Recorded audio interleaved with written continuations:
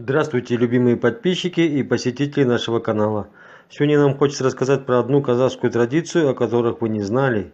Эта традиция на сегодняшний день скорее изжила себя полностью, так как наш век цифровизации информацию можно передавать и получать по мобильному телефону. Данная традиция называется «Салем деме», что в переводе на русский язык означает «весточка от замужней дочери». После всех свадебных церемоний невестке необходимо было вписаться в обыденный ритм жизни аула, куда привез ее муж. У каждой в жизни невесток жизнь складывалась по-разному. При этом каждая невестка при первой же возможности стремилась передать весточку своим родным, а служила весточкой какая-нибудь вещица. В основном это были небольшие предметы рукоделия, шитые собственноручно, таковыми могли служить вышитые платочки.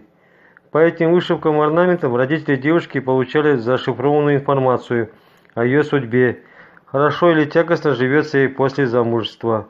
Например, если на платке был вышит орнамент кошкар-мүйіз, бараний рог, тонкими и неровными линиями, это означало, что с нею никто не считался и часто обижал.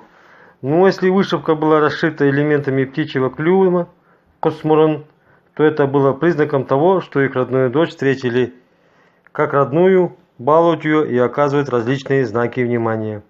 В этом случае родители девушки на радостях созывали гостей, делились с близкими, принося жертву барана и отмечая хорошую новость за дастарханом.